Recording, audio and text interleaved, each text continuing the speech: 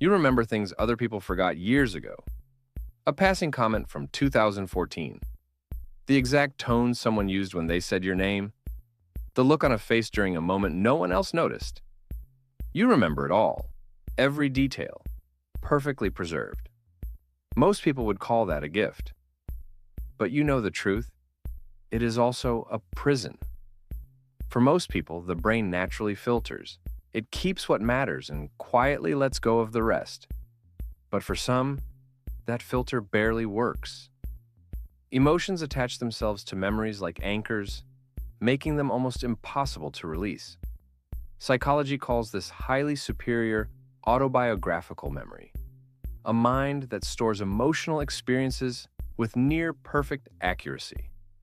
You replay conversations long after they ended, not to enjoy them, but to find what you missed, what you could have said differently, what the other person really meant. You rewind, pause, analyze. The conversation is over for them. For you, it has never truly stopped. You remember not just your own pain, but everyone else's. The moment a friend cried, the look on your parents' face during an argument they have long since forgotten. You carry their moments too, and they rarely know you still hold them. This emotional memory does not distinguish between your wounds and those you witnessed. It keeps everything. People tell you to forgive and forget, but your brain does not work that way. You can forgive someone completely and still feel the sting of what they did as vividly as the day it happened.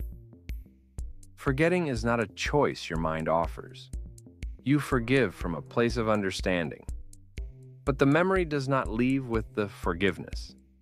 Being highly aware of everything people say and do is exhausting in ways others cannot imagine. You notice inconsistencies instantly. When someone's behavior shifts slightly from before, your memory flags it immediately. You are not paranoid. You simply have an internal record that never stops comparing now to then. And that comparison never rests.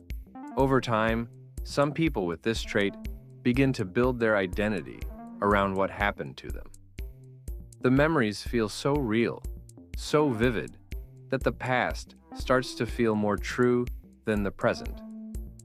Psychology warns that when we identify too deeply with our history, we lose sight of who we are becoming. You are not your worst memory. You're not even your best one. But here is what most people never tell you. This same ability, this deep memory, also makes you one of the most loyal, empathetic, and emotionally intelligent people in any room. You remember what matters to others. You notice what goes unspoken. You understand suffering because you have held it carefully in your own hands. That is not a flaw. That is a rare form of depth. Letting go does not mean deleting the memory. It means choosing not to let it run your present. Psychologists call this emotional integration, acknowledging what happened fully, and then gently placing it behind you rather than carrying it in front. The memory stays. The power it holds over you does not have to. If this felt familiar, if you recognized yourself in these words, know this. You are not broken for remembering. You are not weak for feeling it still. You are someone whose mind holds the world with unusual care.